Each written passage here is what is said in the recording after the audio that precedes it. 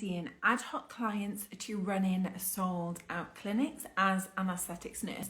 Today on your Aesthetics Nurse Live, this is our weekly show. We're going to be talking about my journey in aesthetics, how I went from seeing random clients, going out in the evenings in the rain, carrying all my stuff. Hi Fiona. How I went from completely overwhelmed to running clinics in my home and not having to leave, to fitting in creating social media content, because the DM messages I'm having right now, everyone seems so overwhelmed by all these new things that you have to put into place, and how really I created a format for me that worked to make more space in my diary, to make more time, but then also see more clients. So as you drop it in, drop the needle emoji if you're an aesthetics nurse, say hi, let me know where you are coming from, and we'll dive into Aesthetics Nurse Live. So needles down, gloves off, let's talk about business. And I really want us to think about this, because so often as a nurse, I think we see things as a practical training, as a, what's the word, like, amazing, I see your needle there. What's the word, like practical? It's not really like theory based, it's all very much about the patient and giving treatments and what goes wrong with the treatments and the side effects. But I want this to be a space where we learn about selling, where we learn about content creation, where we learn about how to get more confident on camera, where we actually learn the other aspects of being a business owner, of being an entrepreneur, but also a nurse. So you can go to the places where you learn all about how to give your treatments and the side effects, but you also need a home to be able to learn it, how to actually sell those. You can provide as many treatments as you want, but if you can't actually sell them and you can't create the content that attracts them, we have a problem where you're going to spend thousands of pounds on training courses for treatments, but we're not actually going to be selling and running sold out clinics. That means you get to implement those skills that you use. So we're taking our gloves off, we're putting our needles down. This is not about actually physically giving treatments. This is not the space for that. But today I want to tell you a story. So this was like right at the beginning of my aesthetics journey. I'd been messaging back and forth, and it was already becoming quite obvious that this is going to be a nightmare client. You know, like you're messaging back and forth, where we're going to have her treatments, how it's going to run, where she lives. It was already like, you know, when you're having those DM conversations, if someone is going to be easy to work with or if they're going to be a pain in the backside. And I think as well, this is important to note, we don't have a space, you know, like you have that shift in work where you're just like, oh my goodness, this patient is driving me insane. This is really hard work. We don't have a space to talk about that. You're a business owner now. It's okay if this client is not as receptive, let's call it, to your care as they would be maybe in a hospital environment. It's okay as a business owner to protect you and your business and say, actually, this is not a good fit. I'm not going to be able to provide treatments. And at that point, as an inexperienced aesthetics nurse, new going out and wanting clients, that's when I should have called it. And with hindsight, it should have been that moment that I knew this is not the client for me. So it was like a bit like a day like today, right? It's raining like there's no tomorrow. I'm thinking I've got to carry all my stuff everywhere. I was bringing my ring light so that I could see, like it was really important to me to have good light. It was really important to me to be professional. I had like my little trundly suitcase with all my equipment in. You know, like there was a lot of stuff that needed loading into my car in the rain. And then I was just like, oh my God, it's going to be dark by the time I'm trying to find a house. And then, you know, you get there and parking, and it's just like, this is turning into a right palaver that is taking significantly longer than if they had just come to my house, right? So anyway, I did a treatment and I was just like, I'm really uncomfortable being in someone else's house. It's dark. I don't really know where I am.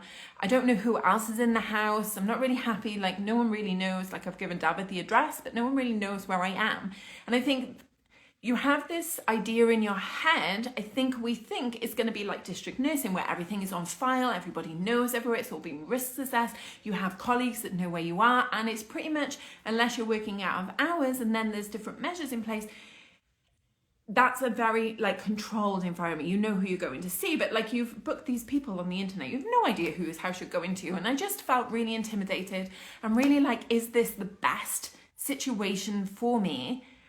And then in my mind, I'm already thinking, do you know what? This has basically added another hour onto my clinic. an hour. By the time I drive there, I see her, I pack up, and then I drive back. It's a whole extra hour. If I was doing this from my house on a clinic day, I could have fitted at least another client in. And based on my prices I was looking the other day, that would have been another £100 profit. So even like right then, I'm seeing my first handful of clients, I'm going out, I'm organizing, and I'm thinking, this is not scalable. If I'm going to run a scalable business, if this is going to be profitable to me, this isn't going to work. I'm burnt out already driving around. I don't really want to leave my house in the winter or the summer, but you know, I don't really want to go out in the dark. I don't want to put myself at risk. And as a business owner, as an entrepreneur, this is not the best use of my time. So it was at that point, driving in the rain, I was like, we got to figure something out. We have to do something else that is going to be a better use of my time, that is going to be more profitable, that is going to free up other time. Because then I'm running this, I'm trying to fit this in amongst shifts. I may be going out. I used to do like a CNS role, so I would finish at 4, so maybe this was 6 p.m. And I'm trying to fit this all in amongst my shifts. When do you create content? When do you sit down and actually go into Canva and input your content? When do you sit and film your stories? Because I'm already driving around, I'm already like frazzled. And by the time I'm getting home, it's 7:30 at night. And this led to so many stressful moments. I would be so stressed because I knew that if I didn't show up and sell, how is someone going to buy from me? And I want you to think about that. If you haven't sold up and shown up and sold today, how is somebody going to buy from you? Because some people are waiting to actively see you on video. They're waiting for you to say, this is how you book in. Some people don't want to click a link. Some people don't want to go to Google and go, do I need Botox? Do I need filler? Do I need a skin booster? They want a consultation. And I also want you to think about this. If your page is set up saying you provide a holistic approach, you are trying to maintain a natural look, how can somebody do that if they go to your website and book in for their own pre-prescribed treatments, and then they think that it's going to cost them, say, £150, but what they actually need is £250, but they've booked this on your website? How do you know, like, this is just opening up this massive thing of where do you start as a client to book treatments, but where do you start as a business owner to sell? So in the back of my head, I'm thinking, I need to actually sell, because I knew I wanted to book everyone through my DMs so that I could have a conversation, so that it had a proper flow and a proper format, so that I knew exactly what I was doing, what I was treating them for, so I knew how much filler I had to get, so I knew which areas I was going to, so that I was prepared and mentally prepared. Because you never want to turn up to an appointment and think, I don't actually know what I'm doing. So I sat down and was like, do you know what? If I have that plan in place and I book them in to come to me, this is going to be much easier to have a clinic here, to do home clinics. So all my clients now are coming to me. So all my existing clients, I messaged and was like, there's a change in plan. Your next appointment is going to be a home clinic. This is my address. I'm no longer doing house calls. This meant everybody got put into one day or 2 days, you know, like however you want to run your clinic. This meant in 12 weeks' time, I already knew how many clients I would have booked into there. It also meant when they left their appointment, they left with their next appointment booked, because it was a rolling 12 weeks. Everything was organized. So if I ran a new patient clinic day, in 12 weeks' time, those patients were coming back and they're all on the same day. This is scalable. Seeing people randomly one evening is not scalable. It's really hard to keep track of them, and it's really hard to know what you're doing and how you're giving their treatments. So suddenly we've gone from seeing one clinic, one person, to running a clinic. Drop a little money emoji if you are feeling what I'm putting down right now, because this is how your business becomes scalable. When that client is coming to you and you're messaging going, can you send me a picture so I can see what we're looking at and just to confirm that you need your appointment in 2 weeks' time? And they say, I've seen that you've been talking about vitamin B12, and you go, absolutely, yeah, I can get you booked in for your vitamin injections. You've upsold them another £50. But if you don't have any organization and you don't have any way to make this profitable, and you're just randomly going to here, there, and everywhere, you're not organized, you're not having these pre-conversations, you don't have that time to sit down with your clinic list and work through it and go, right, okay, so if every single person, if I'm seeing 10 people this Saturday and every single person added on a vitamin injection or skincare, whatever else, other products or services you sell, you can't increase the profit from the same client. Okay, I see your money emojis. There's a big difference from randomly seeing people and randomly going out to places and wasting so much time to actually thinking like a business owner, to thinking like an entrepreneur and thinking, how am I going to make this more profitable? And this has such a knock-on effect to everything else. So now you know when you're seeing your clients, you know you've got, say, 3 weeks before your next clients are coming in. Or you've got 3 weeks now to fill up your next free consultation clinic. You've got 3 weeks to do your content for the month. And I've been talking about this in my DMs about intensives, of how if you actually sit down, you can get most of your content done in an hour. So this is what we're working towards in our intensives this week, is how to actually sit and batch an hour's worth, a month's worth of content in 1 hour. So I'm working with some people on this. But it doesn't need to be so time consuming when you're not trying to rush it, when you're not trying to do it in amongst also answering your DMs, in amongst also thinking, who do I need to be giving treatment to? What treatments do they need? When am I going to go to the pharmacy to collect their prescription? Everything becomes simpler when you have a plan that is scalable in place.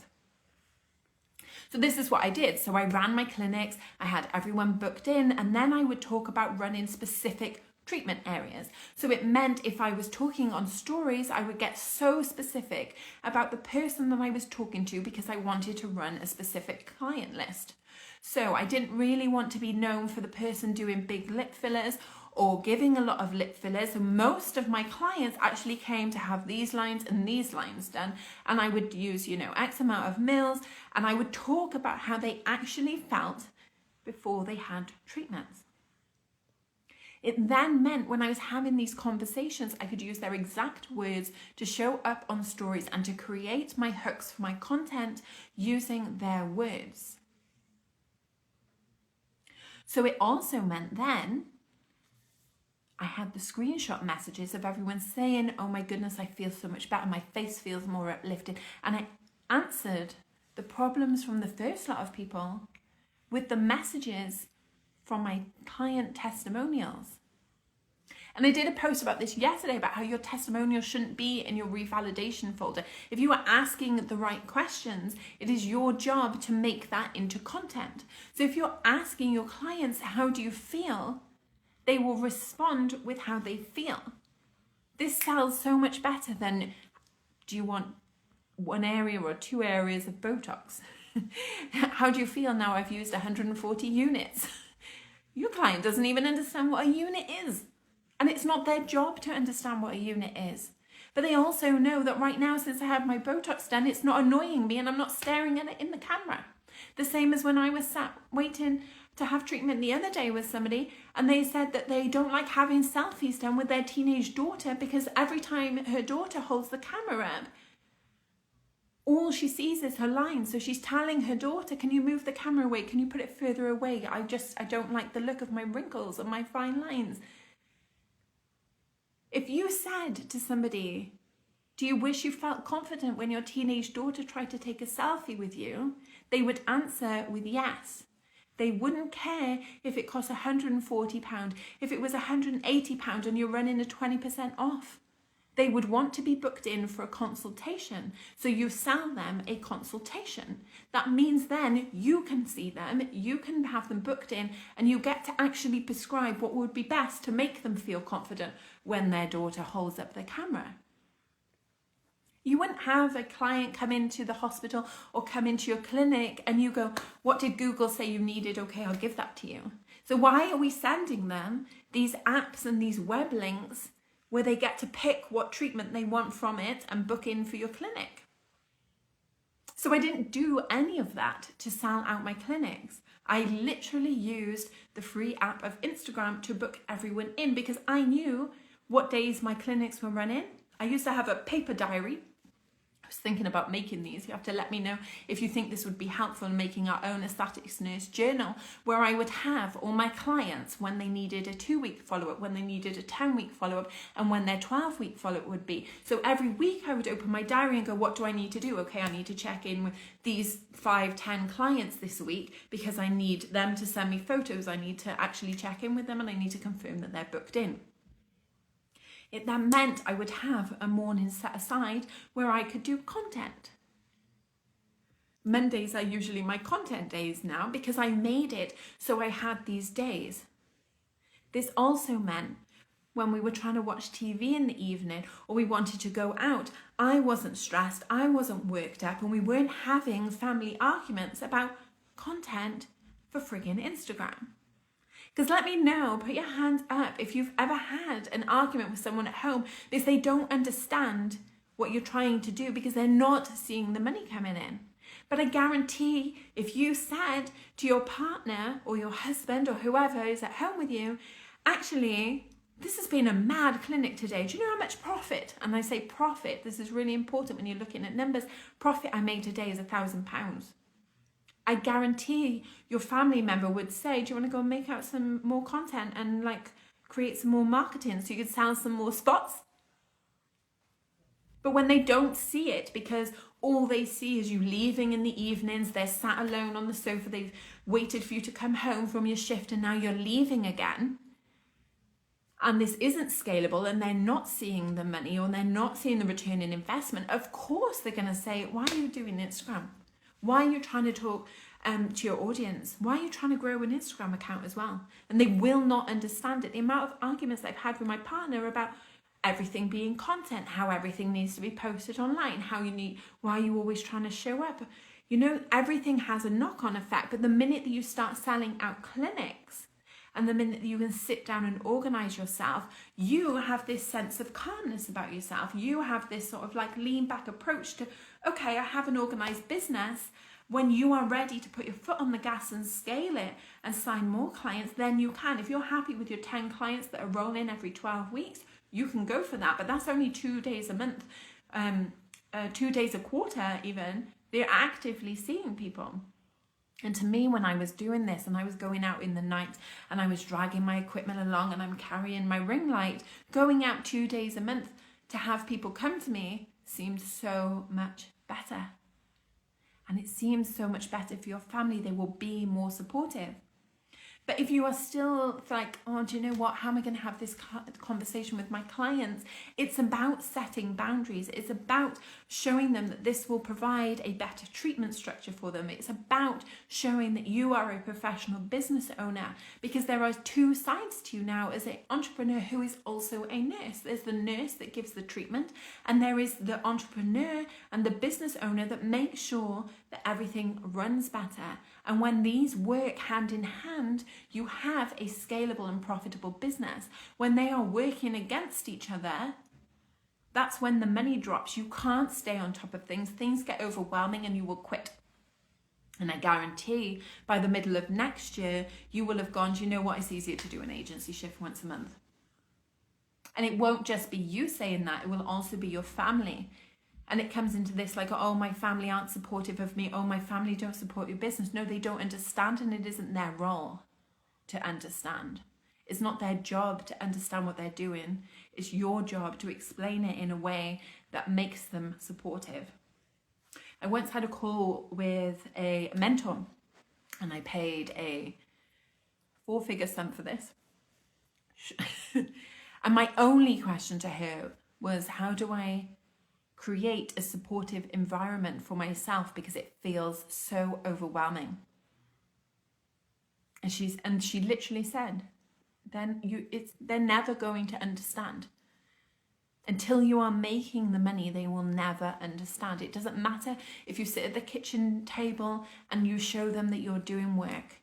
Until they can see you signed clients from Instagram and you made X amount of money, they will never see the value of social media, because they will just think you're trying to be a little influencer. They're trying to think you're posting online, which essentially, if you do not dedicate the time to it, you are. Which then furthers their point of, why do you need to spend time doing it? So this is what I really focused on, and I really want you to take away from this live, that if you want profitability, if you want scalability, you have to look at how you're actually running your business.